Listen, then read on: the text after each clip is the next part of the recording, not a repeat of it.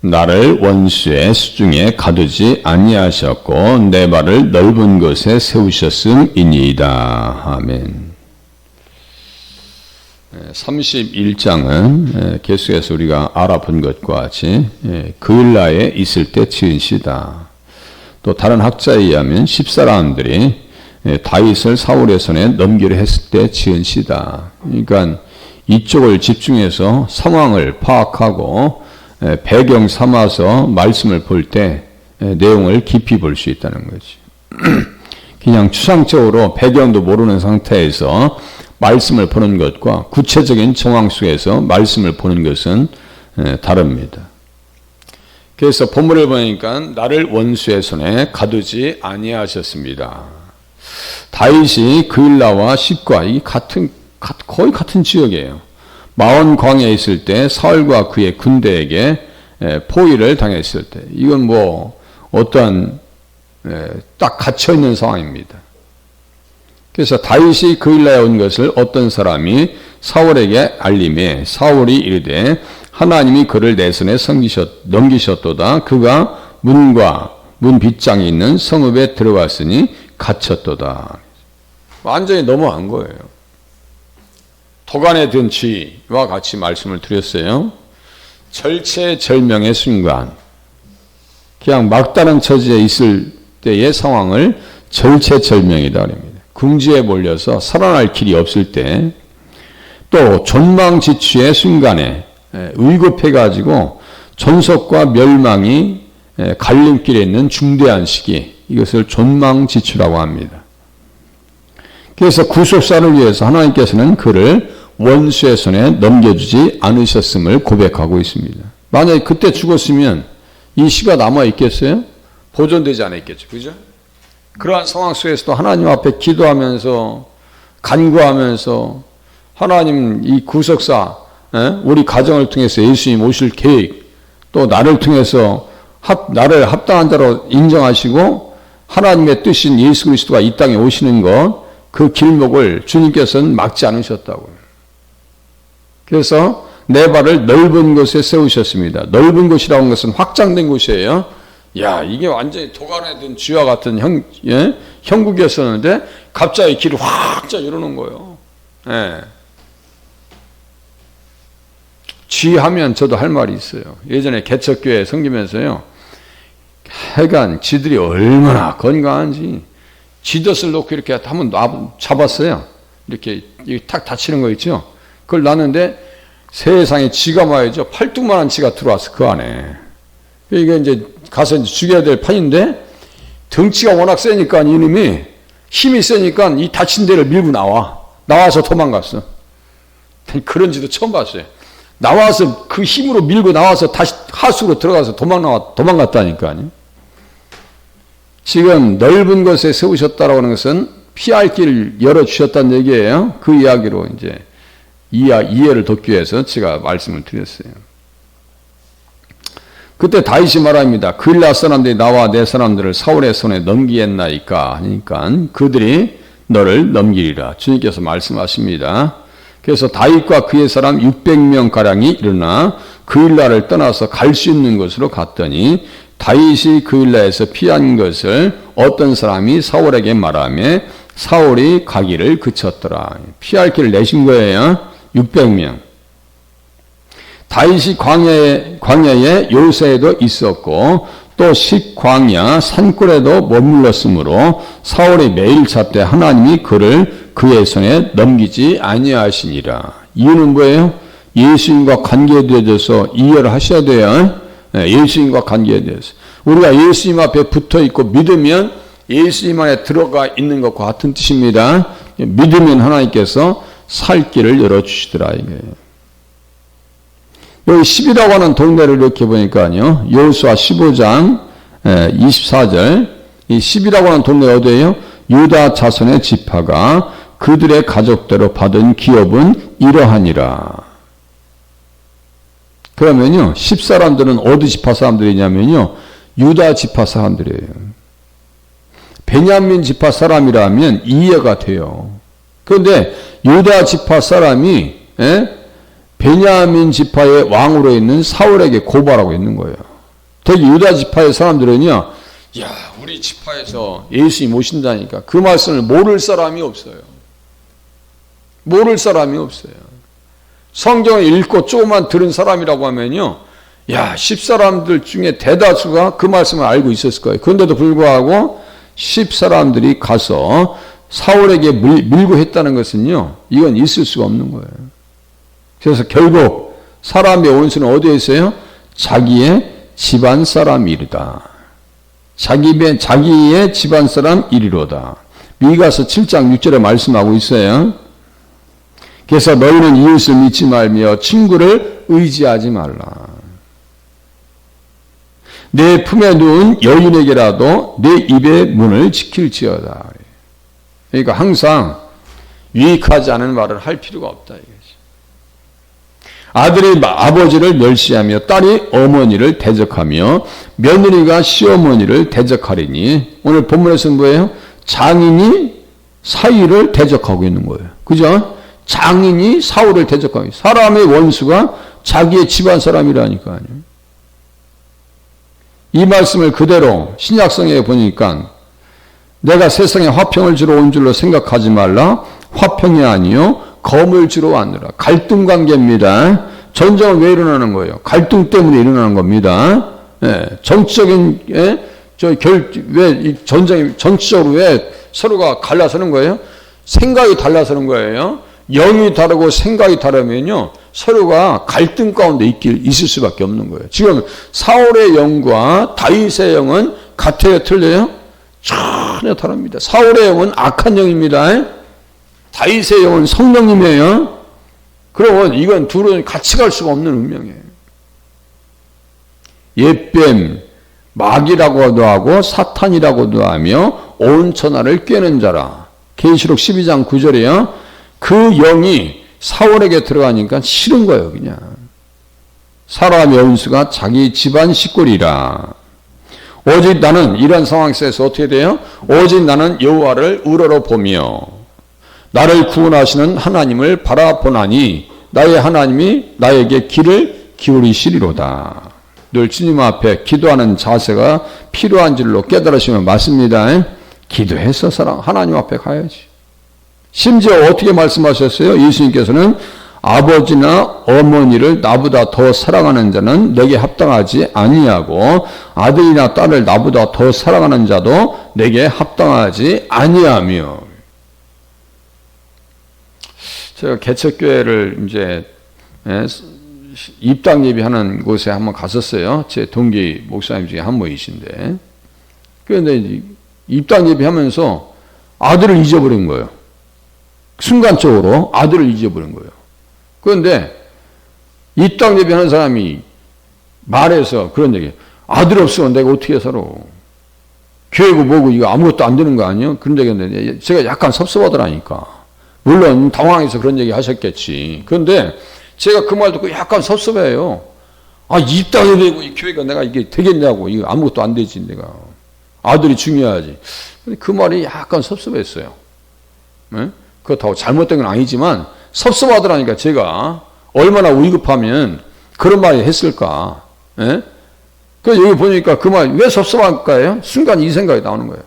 자 다시. 아들이나 딸을 나보다 더 사랑하는 자도 내게 합당하지 아니하며. 우리는요 말씀대로 잘 살려고 노력해야 됩니다. 심지어 자기 십자가를 지고 나를 따르지 않는 자도 내게 합당하지 아니하니라는 거예요. 십자가를 지는 것이 쉽지 않습니다. 고난의 길을 선택하는 것이 쉽지 않습니다. 우리가 단 것보다 쓴 것보다 단 것이 더 좋듯이 이게 쉬운 게 아니에요. 그래서 그날 후로 사울이 다윗을 주목하였더라. 악령이 사울에게 힘있게 내림에 그가 집안에서 정신없이 떠들어대므로 다윗이 평일과 같이 손으로 수금을 타는데 그때 사울의 손에 창이 있는지라. 꼭 이제 원수짓을 한다니까 아니에요. 내가 다윗을 벽에 박으리라. 여기 나를 원수의 손에 가두지 아니하셨고 넘기지 않으셨다는 거예요. 손이라고 하는 것은 어떤 뜻이라고요? 힘이 미치다. 손이에요. 손에 넘기지 않으셨다니까 아니에요. 창을 던졌으나 다윗이 그의 앞에서 2번 피하였더라. 그렇게 하고 18장에 보니까 사무엘상 18장 온 이스라엘과 유다는 다윗을 사랑하였으니 그가 자기들 앞에 출입하기 때문이었더라. 사울이 다윗에게 이르되 내 맏딸 메랍을 내게 아내로 주리니. 왜 그랬을까요?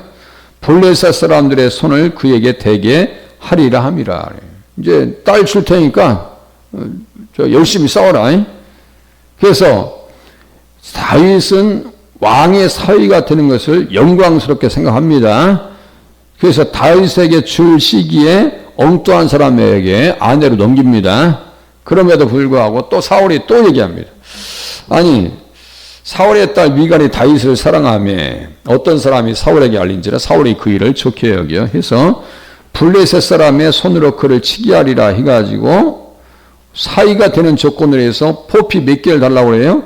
100개를 달라고 합니다. 100개. 이 뭘까요? 이는 사울의 생각에 다윗을 블레셋 사람들의 손에 죽게 하리라 함이라. 이렇게 계속해서요. 사울은 악한 영이 들어가서 그 역할밖에 안 넣은 거예요. 이게 원수지 다른 게 원수가 아니에요. 그렇잖아요? 그런데 다윗은 뭐예요? 아니 왕의 사위 되는 것을 너희는 작은 일로 보느냐? 나는 가난하고 천한 사람이라는 게. 다윗은요 순진하다니까요. 순진합니다. 그래서 사울의 신하들이 이 말을 다윗에게 아뢰매 다윗이 왕이 사위 되는 것을 좋게 여기므로 결혼할 날이 차기 전에 그 뭐 갖다 포피를 바치죠. 바칩니다. 그래서 여호와께서 다윗과 함께 계심을 사울이 보고 알았고 사울의 딸 미갈도 그를 사랑함으로 사울이 다윗을 더욱더욱 두려워하여 평생에 다윗의 대적이 되니라. 이 대적 원수가 대적이에요. 제가 좀 전에 말씀드렸어요.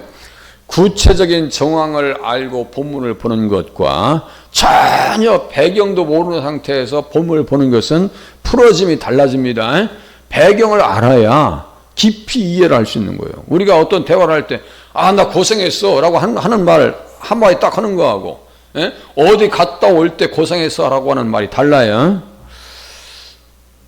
참 우리 잠깐 밖에 나갔다 오는 사이에 기도들 많이 해주시고 협력해 주셔서 잘 다녀왔습니다. 그런데 어차피 촌사람은 촌사람이에요. 이게 무슨 말이냐면요. 분명히 방송에서도 제가 노트북을 가져갔어요. 노트북도 가져가고 성경책도 가져가고 가서 작업하려고. 뭐 쉬는 시간 있을 거 아니에요. 몇 시간 새벽이라도 일어나요. 뭐 잠이 와요. 항상 일어났던 사람이. 그래서 이제 가져가서 배터리도 쓰려고 배터리를 2개를 가지고 왔어요. 1000암페어짜리인가. 갈 때는 워낙 이제 들어가지고 절대로 배터리는 가방 속에 넣으면 안 됩니다. 그냥 소지하는 가방 속에 넣고 승객 앞에다 놔야 됩니다. 이렇게 방송하잖아요. 갈 때는 잘 말 들었어요. 근데 올 때는 이제 가방 속에 여기 놨다가 배터리 2개니까 무거울 거 아니에요? 이거를 이제 어떻게 했어요?